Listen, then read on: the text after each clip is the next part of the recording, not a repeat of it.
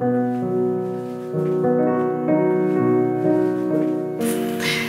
dia, boa tarde, boa noite. Aqui quem vos fala é a Sheila Folhart.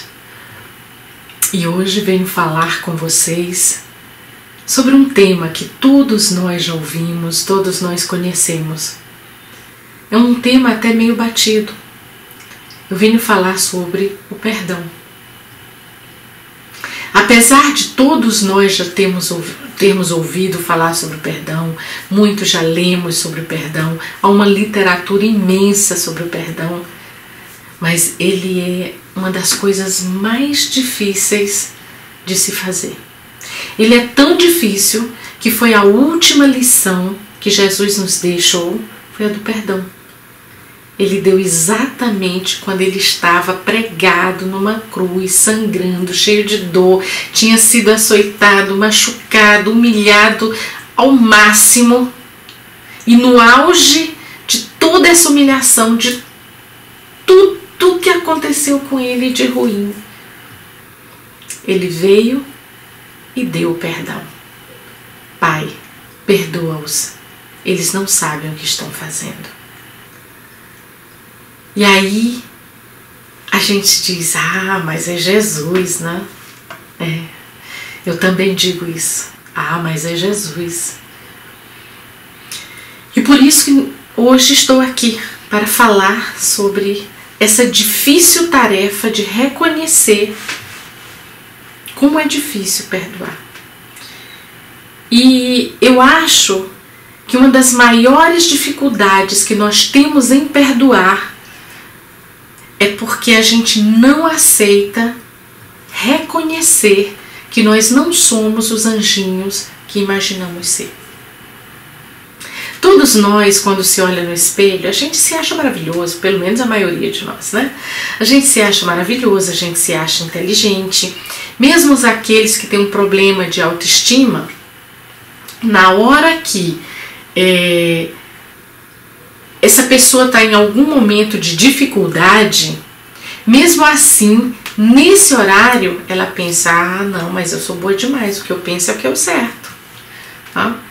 Porque todos nós, quando a gente toma uma atitude, a gente acha que a gente está certo. Ninguém toma uma atitude achando que está errado, só se for louco. Mas tirando os loucos, todos nós, quando fazemos algo, achamos que está certo, que é bom. Todos nós achamos que nós somos bons. É muito difícil para a gente reconhecer que a gente não é bom, não é? Então, se alguém me joga uma pedra, olha lá, né? Eu tenho um caminhão de pedras aqui para jogar junto. Mas e quando eu jogo uma pedra? 99% das vezes eu nem percebi que eu joguei uma pedra. Eu nem percebi. E aí as pessoas se sentem magoadas, feridas, e a gente diz, mas por quê? Não estou entendendo, né? Aí vem aquele, por que você está magoada? Né? Eu sou tão bom, eu não faço nada de errado. Quando alguém lhe joga uma pedra, você, aí você é aquele promotor de justiça que pede pena máxima. Porque a primeira coisa que a gente faz é, como pode fazer isso comigo? Eu que sou tão bom, tão maravilhoso. Não aceito.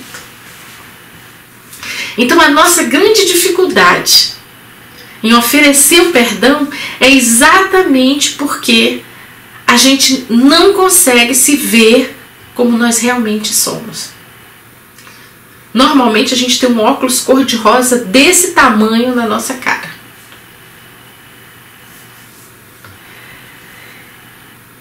O que a gente não entende é que muitas vezes o ocorrido possa ser somente uma expiação. O que é que eu quero dizer com isso? Nós vivemos aqui no planeta Terra, que é um planeta ainda de provas e expiações. No momento a gente está percebendo que ele está na transição, mas ele ainda é um planeta de provas e expiações. E um planeta de provas e expiações é um lugar que a gente está para se melhorar, poderíamos comparar com um hospital, em que um monte de doente vai para se curar. Então nós estamos aqui encarnados para nos melhorarmos.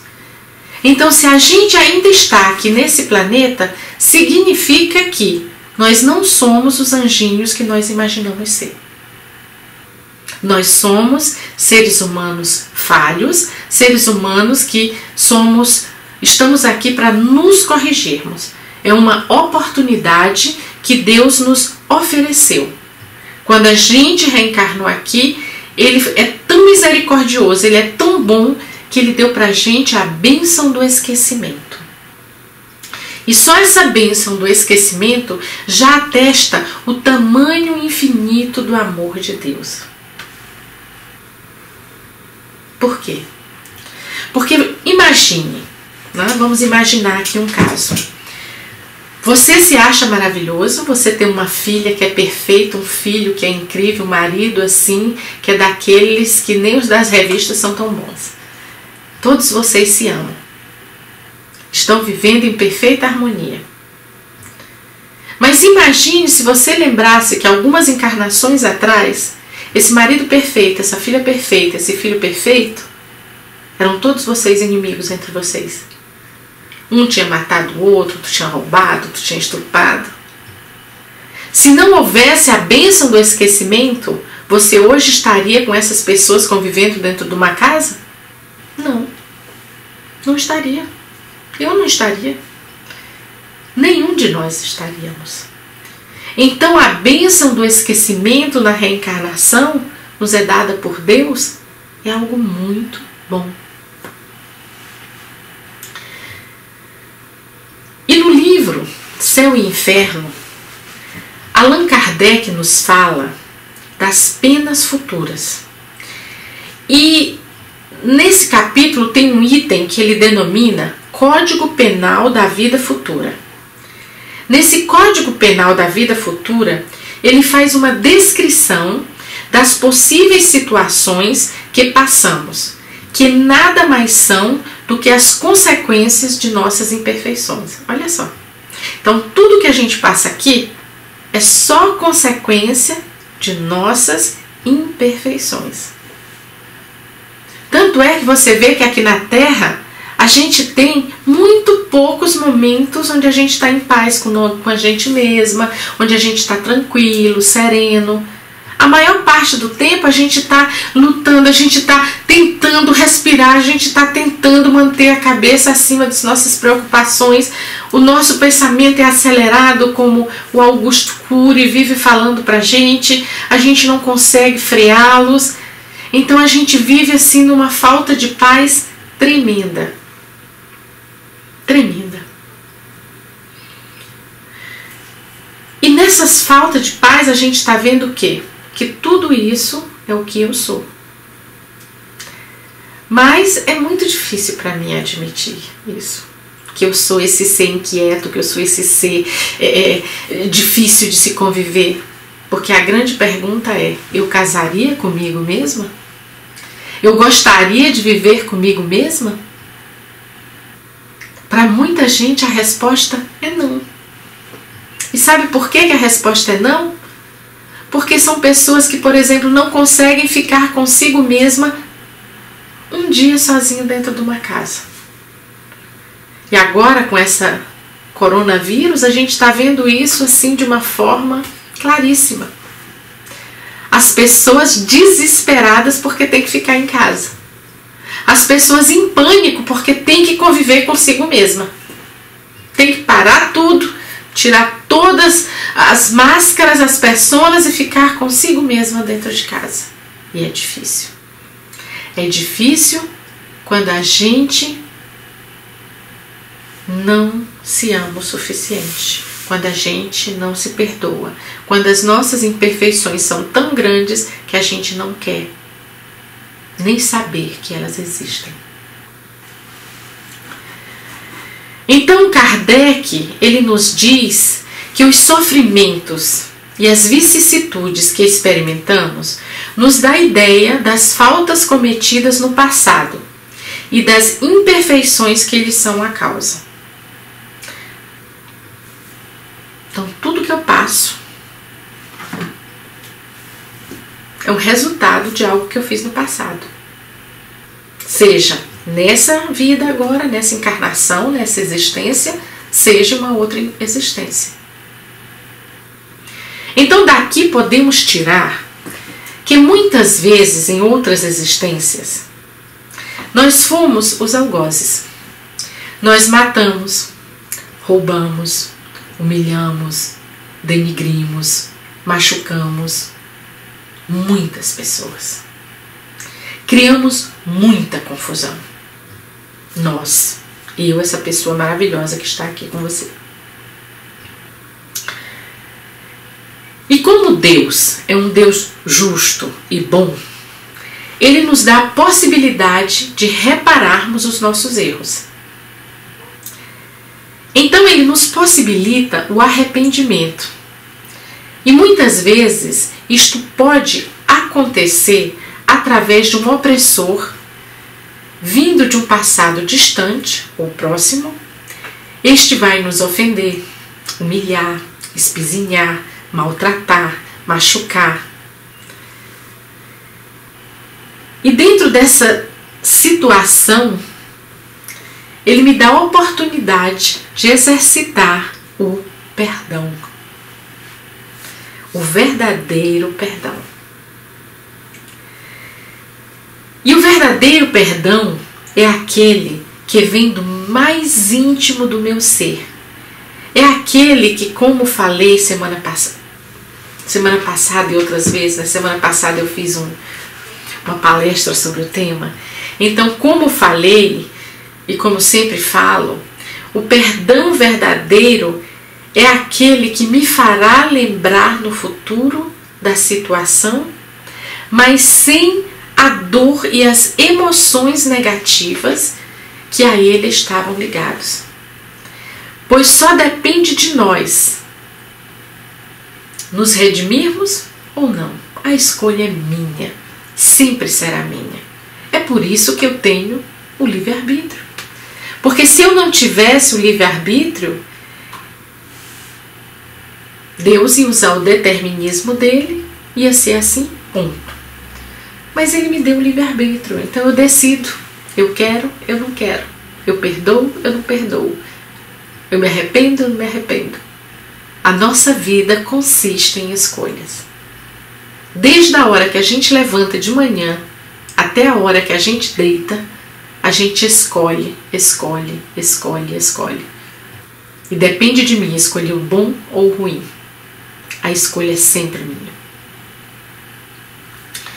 E ainda no livro Céu e Inferno, Kardec nos coloca que o perdão é uma graça e não uma anulação. Olha só que interessante, uma graça. Porque muita gente tem a ideia equivocada de perdão. O perdão é uma graça porque só temos a capacidade de oferecer o perdão verdadeiramente se estivermos em comunhão com Deus. O perdão verdadeiro. Não é aquele que sai da boca para fora. Esse a gente diz assim levianamente o dia inteiro. Ah, perdoa aí, ô fulano, perdoa. Eita, desculpa, vixe, fiz aí um erro. Isso a gente faz constantemente. Não, não é desse perdão que eu estou falando. Eu estou falando daquele que sai de dentro da alma. Daquele que quando eu falo, eu perdoo, ou quando eu peço perdão, eu estou pedindo verdadeiramente. Eu estou dando verdadeiramente. Esse perdão verdadeiro, ele é aquele que só Deus pode nos ajudar a dar, porque nós necessitamos de um entendimento e da indulgência necessária. E isso somente Deus pode me dar. Porque se não for assim, eu vou dar um perdão leviano. Ou então eu vou dar um perdão da boca para fora e vou continuar carregando dentro de mim ressentimentos, mágoas, rancores, dores e toda aquela gama de emoções negativas que qualquer situação que exija de mim tanto dar o perdão ou receber o perdão me faz ter. O perdão não é uma anulação, pois ele não é uma mágica. Uma mágica que fará o que, sabe assim, eu te perdoo e aí acabou tudo, passou tudo, a gente não sabe mais de nada. Não, não é assim não. O perdão, ele não é mágico. Ele não fará desaparecer o que ocorreu. As consequências da situação que você criou, que eu criei, elas vão continuar existindo. Muitas vezes elas são muito palpáveis, essas situações. Por exemplo, você atropelou uma pessoa, a pessoa ficou paraplégico. É uma consequência palpável. Ou a pessoa morreu, é uma consequência palpável. Tá? E claro que isso aqui é um extremo, né? Mas existem outras também. Existem também situações em que ficou só aqui dentro da cabeça da pessoa. Então, o perdão ele não anula essas situações, tá? Mas o perdão é um passo necessário que devemos dar enquanto encarnados, para evitar que as nossas imperfeições comandem os nossos atos, a nossa vida. E isso é muito fácil de ocorrer. Por isso que temos que ser muito cuidadosos para que isso não ocorra com a gente. Perdoar verdadeiramente implica em um enriquecimento espiritual. É vencer a si mesmo em uma batalha interna que somente você e Deus são testemunhas do quanto lhe custou passar por cima de si mesmo para oferecer o perdão incondicional. Porque isso é uma briga terrível interna dentro da gente. É uma briga que eu não sei nem como eu vou eu vou vencer isso. Porque dentro de mim é como se tivesse um diabinho e um anjinho. O diabinho dizendo, vai lá, mata, bora, arranca o pescoço. E o anjinho dizendo, não, perdoa, olha só, ele também é filho de Deus. Ele não sabe o que está fazendo. Lembra de Jesus. Daqui Jesus nada, né? Eu não sou Jesus. Aí fica aquela briga interna dentro da gente. E que briga, tá? Mas a gente tem que aprender a ter uma coisa chamada autodomínio, tá? A gente tem que fazer uma coisinha chamada reforma íntima. Porque tudo aquilo que eu me modificar, que eu me melhorar dentro de mim, quando a situação aparecer, fica mais fácil tomar uma decisão. Vocês não acham? Porque como nos diz Emmanuel, o perdão verdadeiro que o Espiritismo nos orienta a dar requer muita boa vontade. Porque eu tenho que querer muito dar esse perdão. Porque senão eu não vou perdoar. Imagina, você é mãe e o cara matou teu filho. Você dá um perdão incondicional para esse moço. É difícil. É difícil até você querer perdoar. Então, no processo do perdão, uma das orações que se tem que fazer é: Deus me ajuda a querer perdoar. Deus coloque em mim a força e a vontade de querer perdoar. Porque eu não quero. Eu tô ferida, magoada. Eu tô um bagaço. Como é que eu vou perdoar? Então, uma das orações é: Deus me ajuda a querer perdoar. Me dá vontade de querer perdoar. Porque o processo do perdão é longo. Não é só assim, eu perdoo. Pode acontecer com alguns iluminados. Mas pra gente que ainda está aqui na Terra, demora. Demora bastante. O outro ponto é que demanda muito esforço. Claro que para você perdoar demanda muito esforço. Eu falei, é um processo. E todo o processo você tem que trabalhar para que ele se desenvolva. Se você não trabalhar dentro de si, primeiro você pede a Deus para querer perdoar. Quando a vontade de perdoar está lá, aí você passa para a próxima oração. Deus, olha, me ajuda aí a tomar as decisões certas, essa vontade, como eu devo fazer. Porque às vezes você não tem nem como. Como é, vamos botar, agora vamos ser o criminoso. Como é que o criminoso vai pedir perdão para essa mãe ou para o filho que ele matou? Para o filho ele nem pode, porque ele já morreu, né? Então ele tem que pedir através de oração. Entende? Então quer dizer, esse processo ele demanda um esforço muito grande. E ele reclama uma perseverança. Porque não é simples para a pessoa que vai dar e para quem está pedindo. Então tem que haver um trabalho, um esforço, entendeu? Uma modificação interior. Você tem que primeiro baixar o seu ego, baixar o seu orgulho, baixar a sua dor. Você entende? É todo um processo. Então ela precisa de muito esforço, ela demanda uma perseverança muito grande e ela te pede tenacidade para que você faça isso.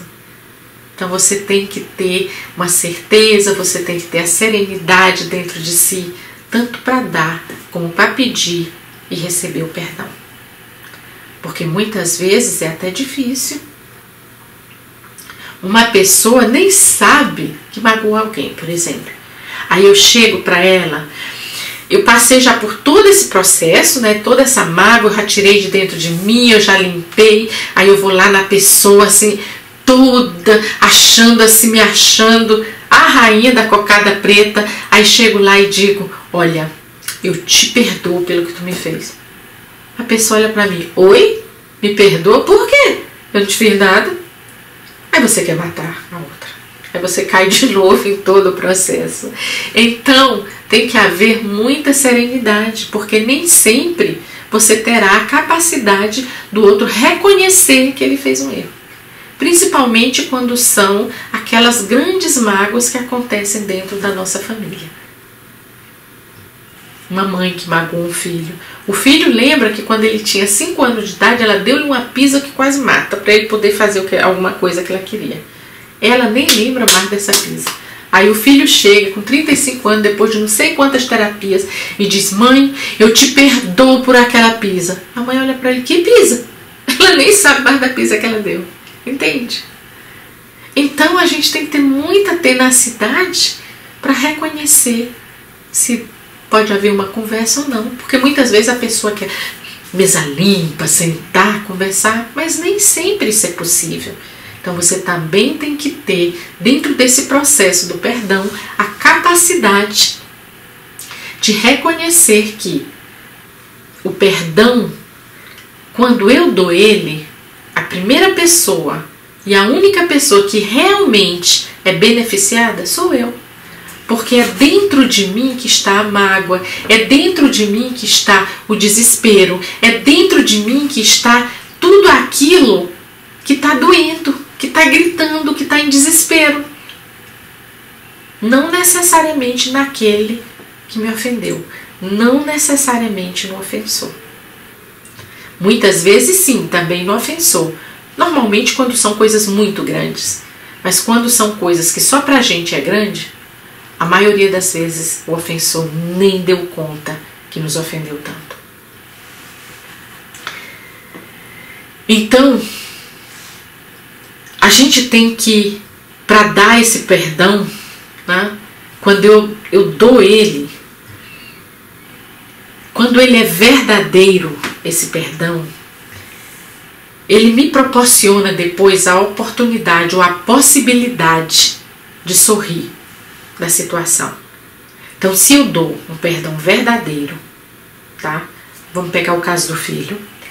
Ele vai sentar depois no Natal com o pai, depois do jantar, e vai um olhar para o outro e dizer: pai, tu lembra daquele dia que tu me deu aquela pisa que eu quase morro com 5 anos de idade? O pai diz: menino, nem me lembro, que pisa foi essa? Ah, pai, tu não te lembra? Peraí, eu vou te contar. Aí você conta e os dois sorriem da situação. Então, nesse momento, você sabe que perdoou. Porque esse é um outro conceito errado do perdão. As pessoas acham que, quando perdoam, elas têm que esquecer o ocorrido. Não, senhor. Ninguém tem o mal de Alzheimer. O ocorrido, a lembrança dele continua dentro da gente. Só que a gente ressignificou a situação. Então ela deixa de doer, ela deixa de fazer mal, ela deixa de nos maltratar. E aí a gente vai lembrar dessa situação e vai sorrir dela, porque ela já não dói mais. Ela só é mais uma das vivências que nós tivemos no decorrer da nossa vida. Então, por fim, perdoar verdadeiramente, quando eu perdoo verdadeiramente, eu sou capaz, tá? Eu tenho a capacidade dentro de mim de até socorrer o meu ofensor cristamente. Que isso acontece muitas vezes. Vamos usar de novo o exemplo da família. Esse pai e a mãe que um dia te maltratou, um dia vão estar velhos, vão estar frágeis, vão estar quebrantados, vão estar necessitando de ajuda. E aí, se você os perdoou verdadeiramente, você vai lá, vai pegar no colo e vai procurar lembrar somente dos momentos em que ele também cuidou de você. Então isso é realmente ter perdoado a pessoa. E assim, perdoar verdadeiramente significa se despojar de todo o rancor que a situação lhe causou, me causou. Jogar fora todos os ressentimentos e sentimentos tolos. Fazer uma limpeza em nosso interior e nos purificarmos através do fogo do amor de Deus. Isto é, entrar na frequência do amor. E quem é o amor? O amor é Deus. Deus, o nosso Criador. E finalizo essa pequena explanação deixando para vocês a pergunta 661 do Livro dos Espíritos para reflexão. Poderíamos utilmente pedir a Deus que perdoe as nossas faltas? Perguntou Allan Kardec. E o Espírito de Verdade respondeu: Deus sabe discernir o bem do mal. A prece não esconde as faltas. Aquele que a Deus pede perdão de suas faltas, só o obtém mudando de proceder. As boas ações são a melhor prece. Por isso que os atos valem mais que as palavras. Reflitam sobre isso. Obrigada, fiquem em paz e até a próxima.